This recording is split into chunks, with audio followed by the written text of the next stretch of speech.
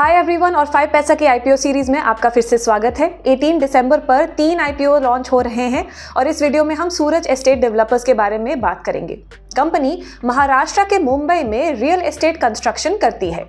हमने मोती sons jewellers के आईपीओ के बारे में भी एक वीडियो बनाया है, आप उसे भी जरूर देखिएगा। सूरज एस्टेट डेवलपर्स के आईपीओ इशू की सारी जानकारी पाने के लिए वीडियो को एंड तक जरूर देखें। वीडियो शुरू करने से पहले please do like, share and subscribe to the 5 Paisa YouTube channel to stay updated with the latest stock market as well as IPO related news.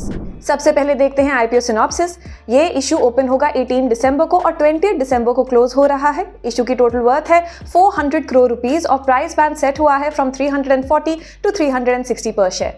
Lot size 41 shares पर लॉट है। शेयर्स अलॉट होंगे 21 दिसंबर को और IPO listing date है 26 दिसंबर की। ITI capital limited and Anand Rathi advisors limited इस issue के बुक रनिंग लीड मैनेजर्स हैं। इशू के नेट प्रोसीड्स लैंड और डेवलपमेंट राइट्स अक्वायर करने के लिए यूज किए जाएंगे, डेट की रीपेमेंट के लिए यूज किए जाएंगे और जनरल कॉर्पोरेट पर्पसेस के लिए भी इस्तेमाल किए जाएंगे। चलिए अब कंपनी की फंक्शनिंग अच्छे से समझते हैं। कंपनी 1986 में एस्टैब्लिश हुई थी। Suraj estate developers limited Mumbai के साउथ सेंट्रल रीजन में रियल एस्टेट कंस्ट्रक्शन का काम करती है।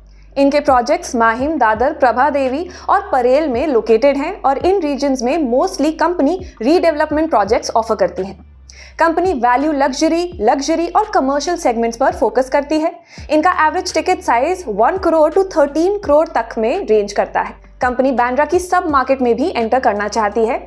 सूरज एस्टेट ने अब तक 42 प्रोजेक्ट्स कंप्लीट किए हैं। फिलहाल इनके पास 13 ऑनगोइंग प्रोजेक्ट्स हैं और कम से कम 16 प्रोजेक्ट्स पाइपलाइन में हैं। चलिए अब इंडस्ट्री की करंट स्टेट पर भी नजर डालते हैं। 2015 और 2019 के बीच टियर 1 डेवलपर्स के लॉन्चेस 41% से 56% तक बढ़े। As compare to 2020, top 7 cities में नया सप्लाई 84% से बढ़ा इन 2021 और 2022 तक ये ऑलमोस्ट ट्रिपल हो गया। डिमांड में रिकवरी देखी गई है और होम लोन इंटरेस्ट रेट्स भी कम हुए हैं। ये फैक्टर्स रियल एस्टेट इंडस्ट्री के लिए अच्छा साबित होंगे। चलिए फाइनेंशियल्स पर नजर डालते हैं।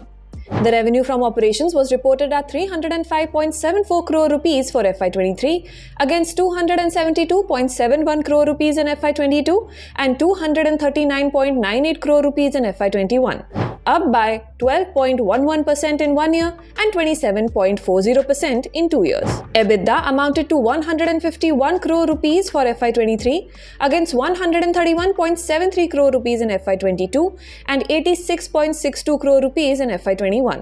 Up by 14.63% in 1 year and 74.32% in 2 years. PAT was marked at 32.06 crore rupees for FY23 against 26.50 crore rupees in FY22 and 6.27 crore rupees in FY21. Up by 20.98% in 1 year and 411.32% in 2 years. Total assets for FY23 were reported at 942.58 crore rupees against 863.99 crore rupees in FY22 and 792 crore rupees in FY21, up by 9.10% in 1 year and 19.01% in 2 years. Share capital for FY23 was reported at 15.87 crore rupees against 15.87 crore rupees in FY22 and 6.35 crore rupees in FY21, showing no change in 1 year and up by 149.92% in 2 years. Total liabilities for FY23 were reported at 871.06 crore rupees against 824.61 crore rupees in FY22 and 762.63 crore rupees in FY21, up by 5.63% in 1 year and 14.22% in 2 years. चलिए अब इस section में हम company से related कुछ strengths और risks के बारे में बात करेंगे। सबसे पहले स्ट्रेंथ्स देखते हैं। कंपनी की एक एस्टैब्लिश्ड ब्रांड प्रेजेंस है और इनका पोर्टफोलियो काफी डाइवर्सिफाइड है। रीडेवलपमेंट प्रोजेक्ट्स में कंपनी की टेनेंट सेटलमेंट में स्ट्रॉन्ग एक्सपर्टीज है। इनकी सेल्स और मार्केटिंग टीम भी काफी एक्सपीरियंस है और मैनेजमेंट टीम भी एक्सपीरियंस्ड है। चलिए अब बात करते हैं रिस्क्स के बारे में। बिजनेस मुंबई के साउथ सेंट्रल रीजन के रियल एस्टेट मार्केट पर डिपेंडेंट है। इनके ऑनगोइंग प्रोजेक्ट्स में अनसोल्ड यूनिट ज्यादा है। The business is subject to seasonality. Industry काफी कंपेटिटिव है और फ्रैगमेंटेड भी है। कंपनी ने नेगेटिव कैश फ्लोज भी रिपोर्ट किए हैं और इनकी वर्किंग कैपिटल रिक्वायरमेंट्स भी काफी हैं। And lastly, its redevelopment projects have long gestation periods and any delays and cost overruns can impact the business. हमारी आईपीओ सीरीज का ये वीडियो देखने के लिए आपका बहुत बहुत धन्यवाद। अगर आप इस आईपीओ के लिए अप्लाई करने वाले हैं तो हमें कमेंट सेक्शन में जरूर बताएं।